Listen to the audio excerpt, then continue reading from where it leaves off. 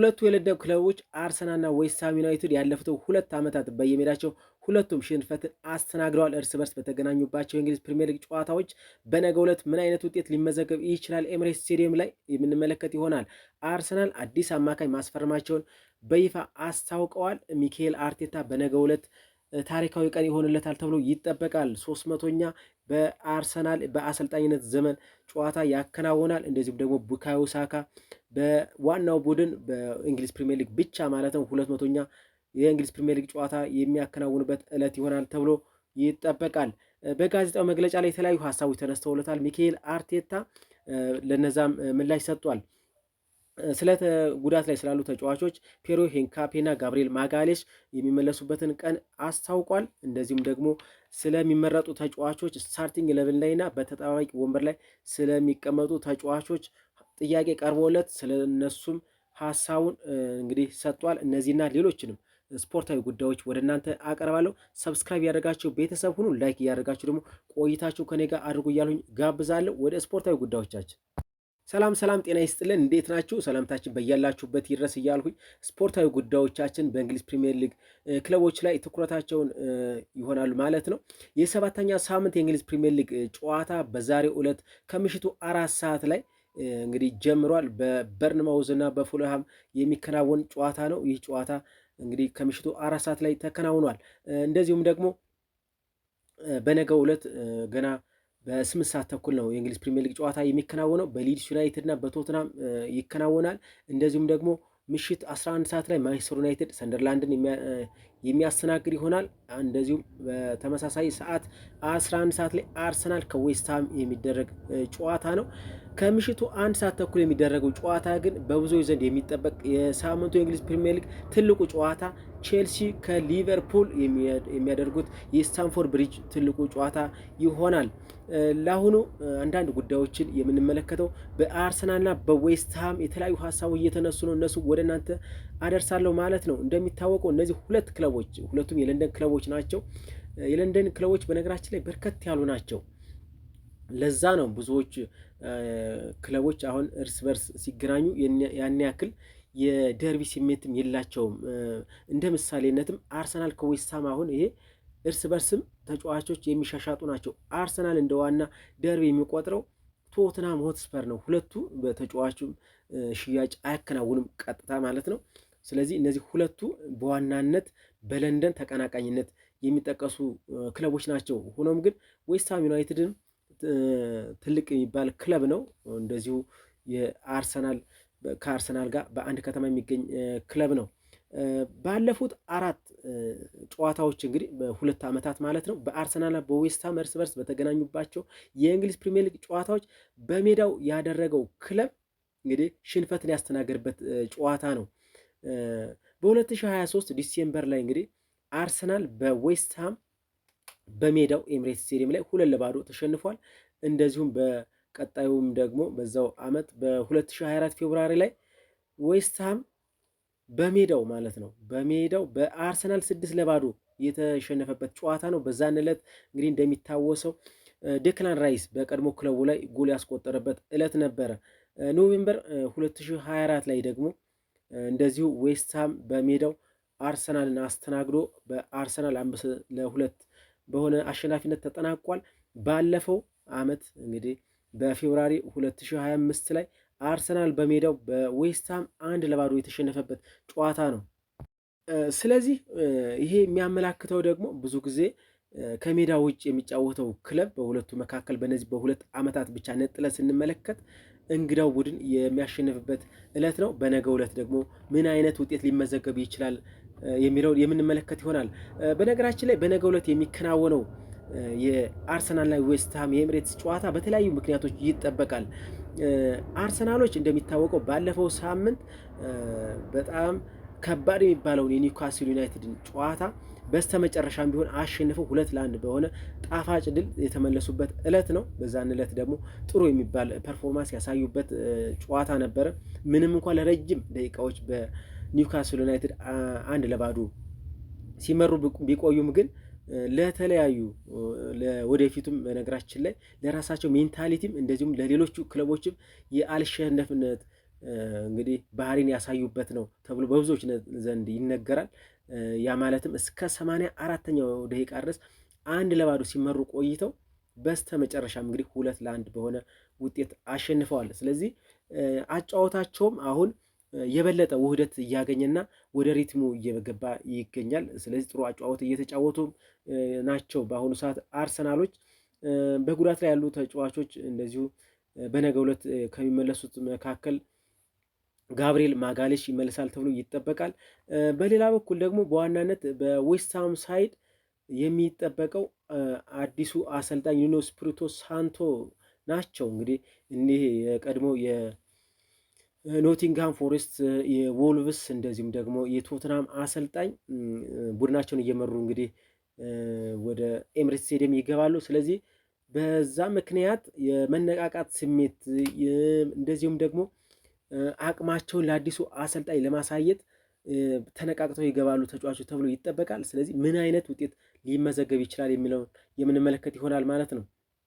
ስለዚህ ነገ 11 ሰዓት ላይ አርሰናሎች በሜዳቸው ኤምሬትስ ዌስትሃምን በሚያስተናግዱበት ጨዋታ የመሀል ዳኝነቱን ጆን ብሩክስ የሚመሩት ይሆናል ማለት ነው። የቫር ዳኝነቱን ደግሞ ማይክል ኦሊቨር እንደሚመሩት እንደዚሁ ታውቋል።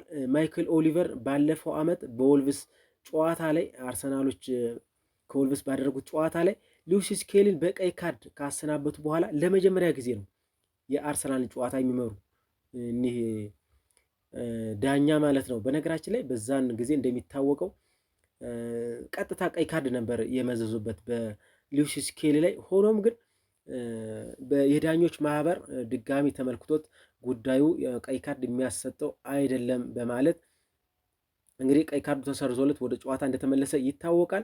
ከዛን ጊዜ በኋላ በመሀል ዳኝነትም በዋና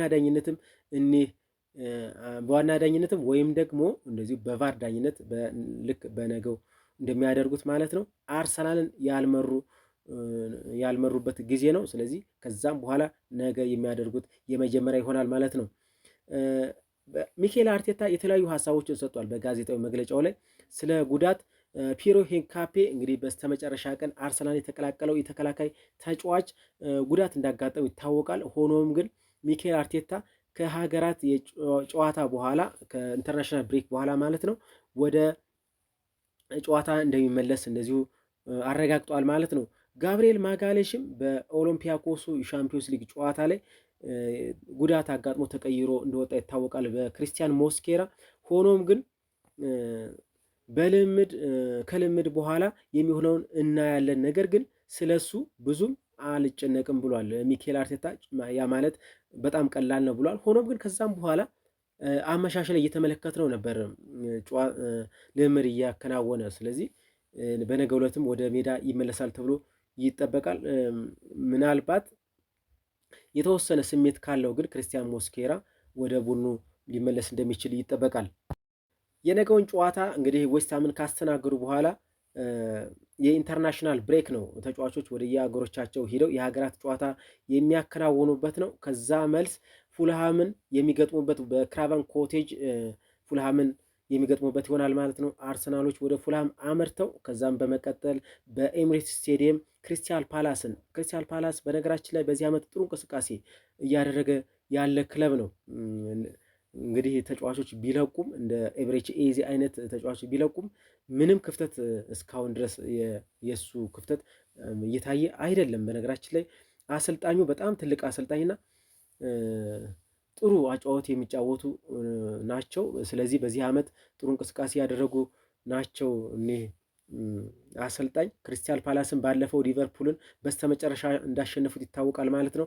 ስለዚህ ከኢንተርናሽናል ብሬክ በኋላ በሁለተኛው ያም ማለት እንግዲህ በ9ኛው ሳምንት የእንግሊዝ ፕሪሚየር ሊግ ጨዋታ ከፓላስ ጋር ጨዋታ ያከናውናሉ።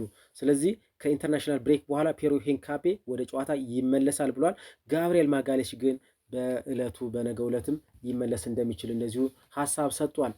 በሌላ በኩል ሚኬል አርቴታ ስለ ዩሪያን ቲምበር ሀሳቡን ሰጥቷል። ዩሪያን ቲምበር በከባድ ሁኔታዎች ውስጥ ገና በጅማሮ ላይ ከባድ የሚባል ጉዳት አስተናግዶ ከዛም ወደ ቡድኑ ተመልሶ እያደረገ ባለው አስተዋጽኦ ምሳሌ የሚሆን ተጫዋች ነው ብሎታል። እንግዲህ ዩሪያን ቲምበርን ከኛ ጋር ረጅም ጊዜ ይቆያል ብለን ተስፋ እናደርጋለን። እንደ ሙሉ ተጫዋች ስናወራ ከአንድ ተከላካይ የምትፈልጋቸው ነገሮችን በሙሉ ያሉት ተጫዋች ቢኖር ዩሪያን ቲምበር ነው ብሏል ሚኬል አርቴታ። ስለ ኮንትራቱም በነገራችን ላይ አሁን በቀጣይ ኮንትራቱን ይፈርማል ተብሎ የሚጠበቀው ቡካዮ ሳካ ነው። ከዛ በመቀጠል ደግሞ እነ ዴክላን ራይስ እና እነ ዩሪያን ቲምበር ይጠበቃሉ። ስለዚህ ስለ ዩሪያን ቲምበር ኮንትራትም ጥያቄ ቀርቦለት አዎ ብሏል ሚኬል አርቴታ። 100% ከኛ ጋር መሆን በሚፈልጉ ተጫዋቾች ቆይታቸው በዚህ እንዲያደርጉ እንፈልጋለን ብሏል። ብዙዎቻችን ዘንድ እንግዲህ ጥያቄ የሚፈጥርና ብዙዎችም ትችትም እንደዚሁ የሚሰነዝሩበት በዚህ ዓመት በሚኬል አርቴታ ላይ ተጠባባቂ ወንበር ላይ በሚያስቀምጣቸው ተጫዋቾችና ስታርቲንግ ሌቭል ላይ በሚያስገባቸው ተጫዋቾች ላይ ብዙ ጥያቄ ይነሳል። ስለዚህ በዛ ጉዳይ ጥያቄ ቀርቦለት ነበር። ካሉን መርሃ ግብሮች አንጻር አለ እሁድ፣ ረቡዕ፣ ቅዳሜ መጫወት አለብን። ለመጨረሻ ጊዜ በ7 ቀናት ውስጥ 3 ጨዋታዎችን ካደረግን ትንሽ ቆየት ብለናል። አንዳንድ ተጫዋቾቻችን ደግሞ በ7 ቀናት ውስጥ 3 ጨዋታ ተጫውተው አያውቁም። ስለዚህ ያንን ደግሞ ባላንስ ማድረግ አለብን፣ ማስተካከልም ይገባናል። ለዛም ነው እንግዲህ ተጠባባቂና ስታርቲንግ ሌቭል ላይ ያሉት ተጫዋቾች ይህን መሰረት አድርጌ ነው ምርጫ የማደርግ ብሏል። ሆኖም ግን ብዙዎች እንግዲህ እንደሚታወቀው ሚኬል ሜሪኖን ብዙ ጊዜ ያሰልፈዋል። ኢታን ንዋኔሪን ብዙ ጊዜ ደግሞ እድል እየሰጠው አይደለም የሚባለው በተለይ በእነዚህ በሁለት ተጫዋቾች ነው። በሚኬል ሜሪኖ ዲፌንሲቭ ሚድፊልደር ነው ወይም ደግሞ በጭንቅላቱ ጎሎችን ከቆመ ኳስ ላይ ማስቆጠር የሚችል ተጫዋች ነው። አርሰናል ደግሞ ሞር ዳይሬክት መሆን ማለትም ደግሞ በደንብ ኳስ ተቆጣጥሮ መጫወት እንጂ የቆመ ኳስን መሰረት አድርጎ መጫወት የለበትም። እሱን የሚያስገባው የቆመ ኳስን መሰረት አድርጎ ለመጫወት ነው የሚሉ ብዙ ተቾች አሉ። በአንጻሩ ደግሞ ኢታን ንዋኔሪ በጣም ኳስን ተቆጣጥሮ የሚጫወት በፕሮግሬሲቭ ጨዋታ የሚያከናውን ስለሆነ እንደዚህ አይነት ተጫዋቾችን እያሰለፈ አይደለም፣ እድልም እየሰጠው አይደለም ለሚለው ነው እንግዲህ የአመራረጡን ሂደት ያብራራው። ስለዚህ በነገው ዕለት አርቴታ ደግሞ በአርሰናል አሰልጣኝነት 300ኛ ጨዋታውን ያከናውናል ማለት ነው። 6ኛ ዓመቱ ላይ እንደደረሰ ይታወቃል። ስለዚህ በእነዚህ 6 ዓመታት 300ኛ ጨዋታውን በአርሰናል አሰልጣኝነት ያደርጋል። ቡካዮ ሳካም እንደዚሁ የእሱም በነገው ዕለት የሚያደርገው ጨዋታ ታሪካዊ ቀን ይሆናል ተብሎ ይታሰባል። በነገው ዕለት በአርሰናል በዋና ቡድን 200ኛ ጨዋታውን በእንግሊዝ ፕሪሚየር ሊግ ጨዋታ ብቻ ማለት ነው ለይተን ስናይ የእንግሊዝ ፕሪሚየር ሊግ ጨዋታን ብቻ ገና 24 ዓመቱ ነው ይሄ ልጅ በነገራችን ላይ ቡካዮ ሳካ። ስለዚህ ገና በ24 ዓመቱ 200ኛ የአርሰናል የእንግሊዝ ፕሪሚየር ሊግ ጨዋታውን የሚያከናውን ይሆናል።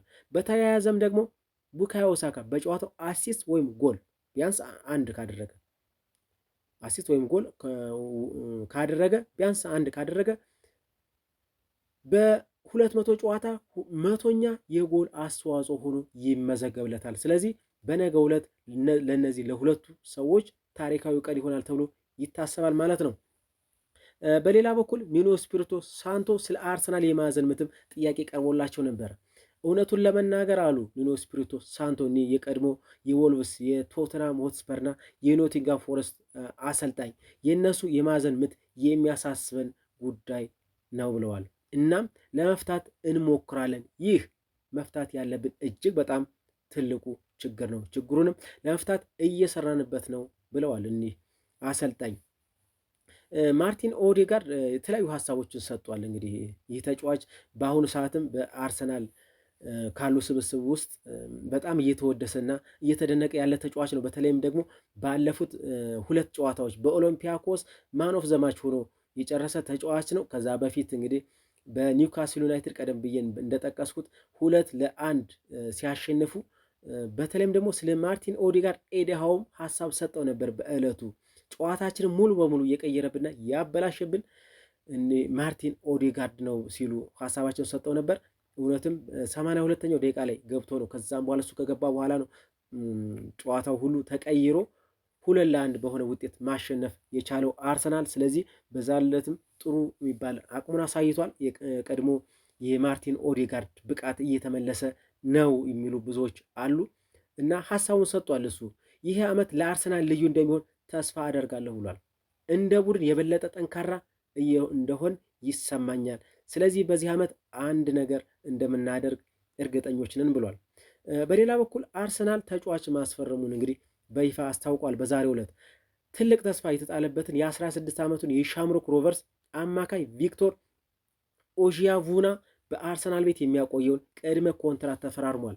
ቅድመ ኮንትራት ነው እንግዲህ ገና 16 ዓመት ስለሆነው ማለት ነው። ስለዚህ ገና በ16 ዓመቱ የውጭ ሀገር ተጫዋች ስለሆነ መጫወት ስለማይችል 18 ዓመት እስከሚሞላው በህጉ መሰረት ተጫዋቹ በ2027 ጥር ወር ላይ 18 ዓመት ሲሞላው አርሰናል እንደሚቀላቀል እንደዚሁ ተገልጿል። ተጫዋቹ ወደ አርሰናል የተዘዋወረበት ገንዘብ ደግሞ የአየርላንድ ሪከርድ እንደሚሆን እንደዚሁ ተዘግቧል ማለት ነው። ስለዚህ ይህ ወጣት ተጫዋች በብዙዎች ዘንድ አድናቆትን እየተቸረው ያለ ተጫዋች ነው። አርሰናልን መቀላቀሉ ተረጋግጧል። እሱም አርሰናልን በልጅነት ጀምሬ ሲደግፈው የነበረ ክለብ ነው። የዚህ ክለብ አባል በመሆኔ በጣም ደስተኛ ነኝ ሲል ሀሳቡን ሰጥቷል። አድማጮቻችን ስፖርታዊ ጉዳዮች እነዚህን ይመስሉ ነበረ። ሌሎችን ስፖርታዊ ጉዳዮች ይዤ መለሳለሁ። ሰብስክራይብ እያደረጋችሁ እንደዚሁም ደግሞ ላይክ እያደረጋችሁ ትውጡ። ሰናይ ጊዜ